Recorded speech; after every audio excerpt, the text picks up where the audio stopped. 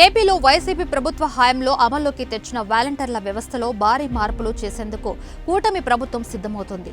ఇందుకోసం అంతర్గతంగా కసరత్తు సాగుతోంది. ఎన్నికల హామీ మేరకు వాలంటీర్లకు ఇచ్చే జీతం 5,000 నుంచి 10,000కు పెంచాల్సిన పరిస్థితి ఉంది.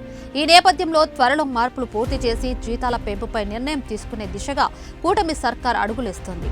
రాష్ట్రంలో వాస్తవంగా గత వైసీపీ ప్రభుత్వం నియమించిన వాలంటీర్లు 2.67 లక్షలు. వీరిలో దాదాపు 1,00,000కు పైగా ఇప్పటికీ రాజీనామాలు చేసి వెళ్లిపోయారు. వీరిలో కొందరు తిరిగి తమను విధుల్లోకి తీసుకోవాలని మంత్రులు, ఎమ్మెల్యేలు చుట్టూ తిరుగుతూ ఉన్నారు. అయితే వీరి సంగతి ఏమో కానీ మిగిలిన వాలంటీర్లకు కూడా పని లేకుండా పోయింది.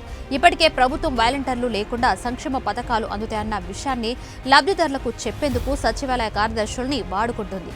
ఈ నేపథ్యంలో ఉన్న వాలంటీర్ల పరిస్థితి అగమ్య గోచరంగా మారింది. ఇప్పుడు వాలంటీర్ల వ్యవస్థలో తగు మార్పులు చేసి వీరి జీతాల పెంపుపై ఫోకస్ పెట్టేందుకు ప్రభుత్వం సిద్ధమవుతుంది. ఇందుకోసం మొత్తం రాజీనామా చేసిన వాలంటీర్లతో కలిపి మొత్తం 2.67 లక్షల వాలంటీర్లను సగానికి సగం తగ్గించడంతో పాటు వీరికి అప్పగించే విధుల్లోనూ వీరి పేర్లలోనూ మార్పులు చేసేందుకు ప్రభుత్వం కసరత్తు చేస్తుంది.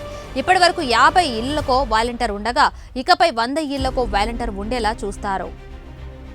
అలాగే వాలంటీర్ల పేర్లను కూడా గ్రామ సేవక్, వార్డు సేవక్ గా మార్చబోతున్నట్లు తెలుస్తుంది. అలాగే ఇప్పటికే రాజీనామా చేసిన వారికి ఛాన్స్ లేనట్లేనని చెబుతున్నారు. 3 ఏళ్లు మాత్రమే ఉద్యోగం ఉండేలా నిబంధనలు పెట్టబోతున్నారు.